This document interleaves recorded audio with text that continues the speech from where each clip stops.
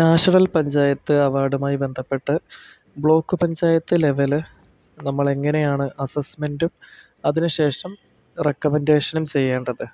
അത് ചെയ്യേണ്ട ഏകദേശ രൂപമാണ്. ഇത് 2022 നാഷണൽ പഞ്ചായത്ത് അവാർഡ് പോർട്ടലിലെ കാര്യങ്ങളും കൂടി ഉൾപ്പെടുത്തിയിട്ടാണ്. അപ്പോൾ ഇത് ചെറിയ മാറ്റം ചിലപ്പോൾ ഈ വർഷം ഉണ്ടാകാം. ഏകദേശം ഈ ഒരു രീതിയിലാണ്.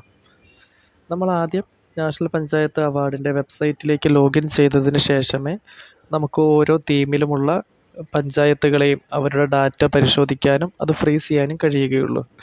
അതിനായിട്ട് ഗൂഗിളിൽ പഞ്ചായത്ത് അവാർഡ് എന്ന് സെർച്ച് ചെയ്യുമ്പോൾ ആദ്യം തന്നെ പഞ്ചായത്ത് അവാർഡ് .gov.in എന്ന് പറയുന്ന വെബ്സൈറ്റ് കാണാൻ സാധിക്കും. നമ്മൾ ആ വെബ്സൈറ്റ് സെലക്ട് ചെയ്യുക. അപ്പോൾ ആ വെബ്സൈറ്റിൽ ഹോം പേജിൽ ഈ രീതിയിലാണ് കാണാൻ കഴിയുന്നത്.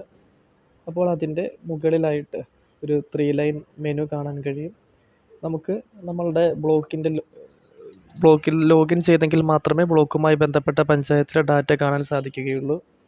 3 ലൈൻ മെനു പ്രസ് ചെയ്യുന്ന സമയത്ത് നമുക്ക് ഈ രീതിയിൽ 2 ഓപ്ഷനുകൾ വരും. ലാംഗ്വേജസ് ലോഗിൻ, അതിലെ ലോഗിനാണ് നമ്മൾ സെലക്ട് ചെയ്യേണ്ടത്. അപ്പോൾ ലോഗിൻ ചെയ്യാനായിട്ട് സൈൻ ഇൻ ചെയ്യാനുള്ള ഡാറ്റ യൂസർ നെയിം പാസ്വേഡ് അവിടെ എൻ്റർ ചെയ്യണം. അത് ഓരോ ബ്ലോക്കിലും ഓരോ തീമിനും ഓരോ സബ് കമ്മിറ്റിക്കും യൂസർ നെയിം പാസ്വേഡ് ക്രിയേറ്റ് ചെയ്തിട്ടുണ്ട്. അതാണ് നമ്മളവിടെ എൻ്റർ ചെയ്യേണ്ടത്. അതിനുശേഷം ലോഗിൻ നമ്മൾ ക്ലിക്ക് ചെയ്യുന്നു. ലോഗിൻ ക്ലിക്ക് ചെയ്ത് കഴിയുമ്പോൾ നമുക്ക് ഈ രീതിയിലുള്ള ഒരു പേജാണ് ആദ്യം തന്നെ കാണാൻ സാധിക്കുക. അതിൽ നമ്മളുടെ ബ്ലോക്ക് പഞ്ചായത്ത് കാര്യങ്ങളെല്ലാം ഇത് തന്നെയാണോ എന്ന് നമ്മൾ ചെക്ക് ചെയ്യുക. അതിനുശേഷം നമ്മൾ സബ്മിറ്റ് പ്രസ് ചെയ്യുക. അപ്പോൾ ഇവിടെ നമുക്ക് ഒരു ഹോം പേജിൽ ഏറ്റവും ആദ്യം നമ്മളിവിടെ വിലയിരുത്തുന്ന 9 തീമുകൾ ഏതൊക്കെയാണ് തുടങ്ങിയ കാര്യങ്ങൾ ഇവിടെ ലിസ്റ്റ് ചെയ്യും. നമ്മുടെ ആവശ്യം ഒരു സബ് കമ്മിറ്റിക്ക് അസൈൻ ചെയ്ത തീം ഏതാണോ ആ തീമുമായി ബന്ധപ്പെട്ട പഞ്ചായത്തിൻ്റെ ഡാറ്റ അസസ് ചെയ്യാനും അവരെ റെക്കമെൻഡ് ചെയ്യാനും അതാണ് ഒരു സബ് കമ്മിറ്റിയുടെ ചുമതല. അതിനായിട്ട് മുകളിൽ കാണുന്ന ഈ 3 ലൈൻ മെനുവിൽ നമ്മൾ ക്ലിക്ക് ചെയ്യുക. അപ്പോൾ ഇവിടെ 3 ലൈൻ മെനുവിൽ ക്ലിക്ക് ചെയ്യുമ്പോൾ 2 ഓപ്ഷനുകൾ കാണാം. കമ്മിറ്റി അസസ്മെൻറ്റ് ആൻഡ് ഫീൽഡ് വെരിഫിക്കേഷനും പഞ്ചായത്ത് റെക്കമെൻഡേഷനും. നമുക്ക് ആദ്യം പഞ്ചായത്തുകളുടെ ഡാറ്റ അസസ് ചെയ്യുകയാണ് വേണ്ടത്. അതിനായിട്ട് കമ്മിറ്റി അസസ്മെൻറ്റ് ആൻഡ് ഫീൽഡ് വെരിഫിക്കേഷനിലാണ് ക്ലിക്ക് ചെയ്യേണ്ടത്. അപ്പോൾ കമ്മിറ്റി അസസ്മെൻറ്റ് ആൻഡ് ഫീൽഡ് വെരിഫിക്കേഷന് താഴെ ആഡ്, മാനേജ് എന്ന 2 ഓപ്ഷനുകൾ കാണാം. ആദ്യം നമ്മൾ ചെയ്യേണ്ടത് ഇവിടെ എല്ലാ പ്രോസസ്സും 2 ഘട്ടമായിട്ടാണ്.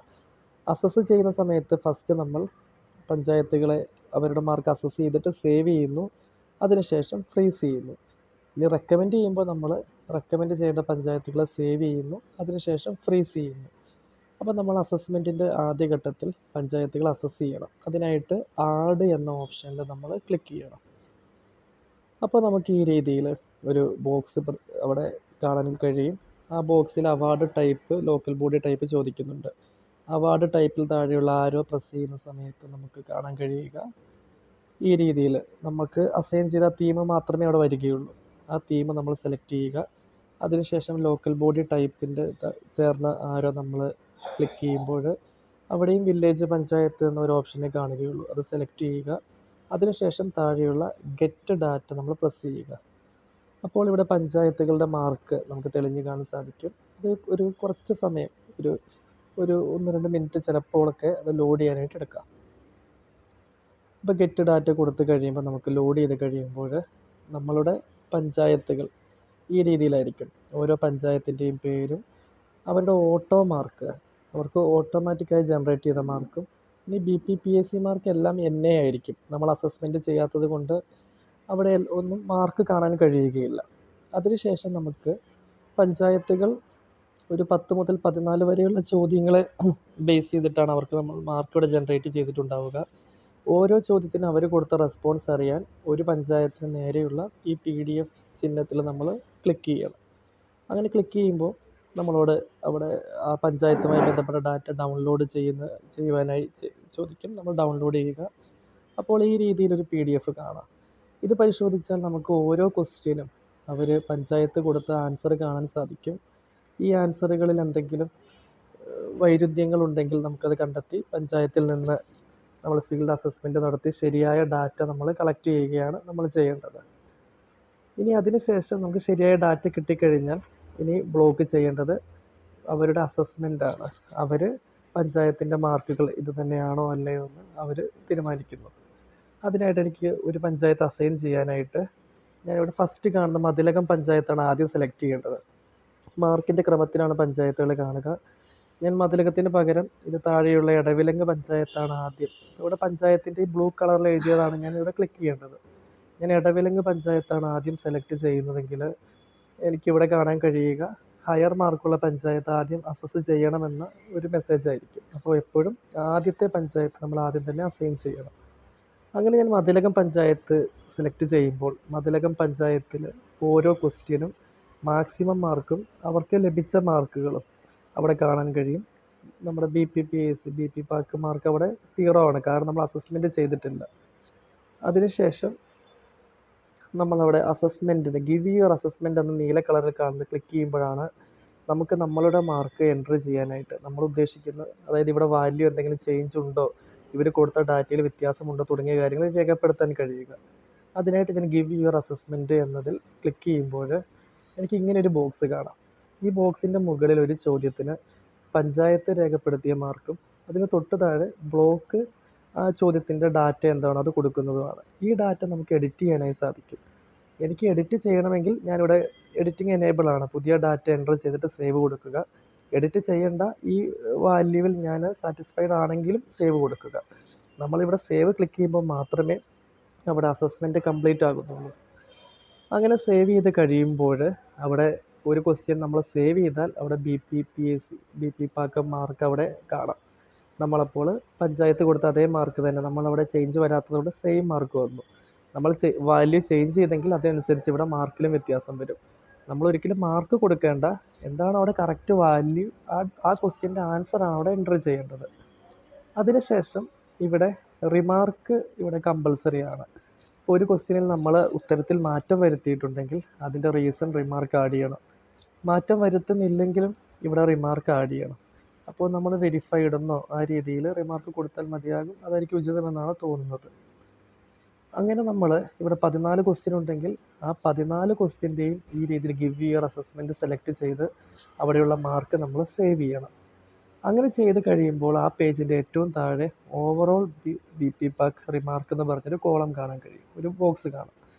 ഈ ബോക്സിൽ മിനിമം 50 വേർഡെങ്കിലും, എന്ന് വെച്ചാൽ ഒരു 7-8 സെൻറ്റൻസ് വരുന്നത് പോലെ ഈ പഞ്ചായത്തിനെ കുറിച്ച് നമ്മൾ ഓവറോൾ ഒരു ഡിസ്ക്രിപ്ഷൻ എഴുതണം. അതിവിടെ ഈ പഞ്ചായത്തുമായി ബന്ധപ്പെട്ട് നമുക്ക് ലഭിച്ച അവരുടെ ഈ ക്വസ്റ്റ്യൻസിൽ നിന്ന് നമുക്ക് രൂപപ്പെടുത്താൻ പറ്റും. അതുമായി ബന്ധപ്പെട്ട ഡിസ്ക്രിപ്ഷൻ എന്ന് വെച്ചാൽ ഇവിടെ percentage of villages in GP hard arrangement of liquid waste management. അപ്പം എല്ലാ വില്ലേജിനും ഈ അറേഞ്ച്മെൻ്റ് ഉണ്ട്. അപ്പോൾ നമുക്ക് എഴുതാം in this panchayat all the villages hard arrangement of liquid waste management എന്ന് പറഞ്ഞ ഈ ക്വസ്റ്റ്യനിൽ നിന്ന് തന്നെ നമുക്കൊരു ഡിസ്ക്രിപ്ഷൻ രൂപപ്പെടുത്താനായി സാധിക്കും. ആ ഡിസ്ക്രിപ്ഷൻ ഇവിടെ എൻ്റർ ചെയ്തതിന് ശേഷം സേവ് ചെയ്യുന്ന സമയത്ത് നമ്മൾ ഈ പഞ്ചായത്തിൻ്റെ അസസ്മെൻറ്റ് കംപ്ലീറ്റ് ആക്കി. ഇപ്പോൾ നമുക്ക് 7 പഞ്ചായത്തുണ്ടെങ്കിൽ 7 പഞ്ചായത്തിനെയും ഈ രീതിയിൽ സെലക്ട് ചെയ്ത് നമ്മൾ അവരുടെ മാർക്ക് അസസ്മെൻറ്റ് കംപ്ലീറ്റ് ചെയ്യണം. അതിനുശേഷം ഇപ്പോൾ നമ്മൾ അസസ്മെൻറ്റ് ചെയ്തു, നമ്മളൊരു മാർക്ക് കൊടുത്തു, നമ്മളത് സേവ് ചെയ്തു. ഇനി ഈ മാർക്ക് ഫ്രീസ് ചെയ്യണം, എങ്കിലും അത് ഫൈനൽ സബ്മിഷൻ ആകുന്നുള്ളൂ. അതിനായിട്ട് നമ്മുടെ ഹോം പേജിൽ തന്നെ കമ്മിറ്റി അസസ്മെൻറ്റ് ഫീൽഡ് വെരിഫിക്കേഷനിലെ മാനേജ് എന്ന ഓപ്ഷനാണ് സെലക്ട് ചെയ്യേണ്ടത്. അപ്പോൾ ഇതേപോലെ തന്നെ award type local body type ചോദിക്കും. അവാർഡ് ടൈപ്പ് ആരോ പ്രസ് ചെയ്യുമ്പോൾ നമ്മുടെ അസൈൻ ചെയ്ത ആ ടീം കാണാം. ലോക്കൽ ബോഡി ടൈപ്പ് വില്ലേജ് പഞ്ചായത്തിൽ കാണാം. ഗെറ്റ് ഡാറ്റ നമ്മൾ പ്രസ് ചെയ്യണം. അവിടെ ഗെറ്റ് ഡാറ്റ പ്രസ് ചെയ്യുന്ന സമയത്ത് നമ്മൾ അസസ്മെന്റ് പൂർത്തിയാക്കിയ പഞ്ചായത്തുകളുടെ ലിസ്റ്റും അവിടെ BP പാക്ക് അവർക്ക് അസൈൻ ചെയ്ത മാർക്കും നമുക്ക് കാണാൻ സാധിക്കും. ഇതാണ് നമ്മൾ കൊടുത്ത മാർക്ക്. നമുക്ക് വേണമെങ്കിൽ ഈ മാർക്ക് ഇവിടെ മോഡിഫൈ ചെയ്യാം. ഇനി അതല്ല, നമ്മൾ ഈ കൊടുത്ത മാർക്കിലെല്ലാം സാറ്റിസ്ഫൈഡ് ആണെങ്കിൽ നമ്മൾ ഓരോ പഞ്ചായത്തിനെ വീണ്ടും ഫ്രീസ് ചെയ്യണം. ഫ്രീസ് ചെയ്യുന്നതിനായിട്ട് ഒരു പഞ്ചായത്തുമായി ബന്ധപ്പെട്ട ഒരു ലാസ്റ്റ് കോളത്തിലുള്ള ഈ ഒരു സൈനിലാണ് നമ്മൾ ക്ലിക്ക് ചെയ്യുന്നത്. അപ്പോൾ ഇവിടെ ഫ്രീസ് ചെയ്യുന്നതിനായിട്ട് ഇതുപോലെ ഒരു വിൻഡോ ഓപ്പൺ ആകും. അതിൻ്റെ മുകളിലായിട്ട് നമ്മൾ കൊടുത്ത മാർക്കും കാരണം നമ്മൾ എൻ്റർ ചെയ്ത റിമാർക്കാണ്. അതിന് ഏറ്റവും താഴെ നമ്മളൊരു വെരിഫിക്കേഷൻ റിപ്പോർട്ട് അപ്ലോഡ് ചെയ്യാനായിട്ട് പറയുന്നുണ്ട്.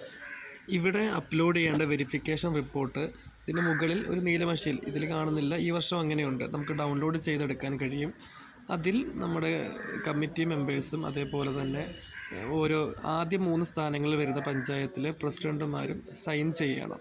മറ്റു പഞ്ചായത്തുകളിൽ പ്രസിഡന്റിൻ്റെ സൈൻ ആവശ്യമില്ല. ആദ്യ 3 സ്ഥാനങ്ങളിൽ വരുന്ന പഞ്ചായത്തിൽ പ്രസിഡന്റിൻ്റെ സൈനും മേടിച്ചിട്ട് ആ വെരിഫിക്കേഷൻ റിപ്പോർട്ട് PDF ആയി സ്കാൻ ചെയ്തിട്ട് വേണം അപ്ലോഡ് ചെയ്യേണ്ടത്. അങ്ങനെ വെരിഫിക്കേഷൻ റിപ്പോർട്ട് നമ്മൾ അപ്ലോഡ് ചെയ്ത് കഴിയുമ്പോൾ അതിന് താഴെ ഫ്രീസ് എന്ന ഓപ്ഷൻ കാണാം. ഈ ഫ്രീസിൽ പ്രസ് ചെയ്യുമ്പോൾ നമ്മൾ ഇവിടെ പഞ്ചായത്തുകളെ അസസ് ചെയ്തു, അവരെ എല്ലാവരെയും നമ്മൾ ഫ്രീസ് ചെയ്തു. അങ്ങനെ ഓരോ പഞ്ചായത്തിനെയും നമ്മൾ ഫ്രീസ് ചെയ്യാനായി സെലക്ട് ചെയ്യുന്നു, വെരിഫിക്കേഷൻ റിപ്പോർട്ട് അപ്ലോഡ് ചെയ്യുന്നു, നമ്മൾ ഫ്രീസ് ചെയ്യുന്നു. അങ്ങനെ നമ്മൾ ഇപ്പോൾ പഞ്ചായത്തുകളെ മാർക്ക് പരിശോധിച്ച് അവരെ ഫ്രീസ് ചെയ്തു. ഇനി അവരെ ഡിസ്ട്രിക്ട് ലെവലിലേക്ക് നമുക്ക് റെക്കമെൻഡ് ചെയ്യണം.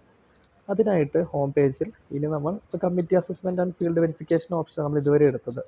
ഇനി അതിന് തൊട്ട് താഴെയുള്ള പഞ്ചായത്ത് റെക്കമെൻഡേഷൻ എന്ന ഓപ്ഷനാണ് സെലക്ട് ചെയ്യേണ്ടത്. നമ്മൾ ഹയർ ലെവലിലേക്ക് റെക്കമെൻഡ് ചെയ്യുന്നു. അതിനായിട്ട് ഏറ്റവും ആദ്യം ആഡ് ഓപ്ഷനാണ് നമ്മൾ സെലക്ട് ചെയ്യേണ്ടത്.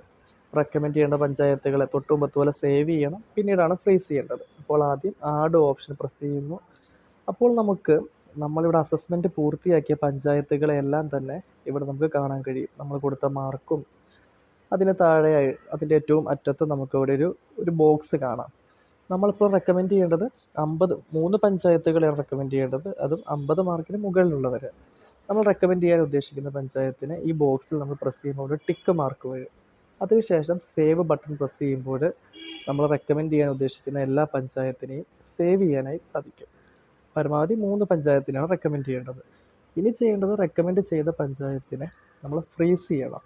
അതിനായിട്ട് പഞ്ചായത്ത് റെക്കമെൻഡേഷനിൽ മാനേജ് എന്ന ഓപ്ഷനാണ് സെലക്ട് ചെയ്യേണ്ടത്. ആ മാനേജ് ഓപ്ഷൻ എടുക്കുമ്പോൾ നമുക്കിവിടെ നമ്മൾ റെക്കമെൻഡ് ചെയ്യാൻ സേവ് ചെയ്ത 3 പഞ്ചായത്തുകളെ കാണാൻ കഴിയും.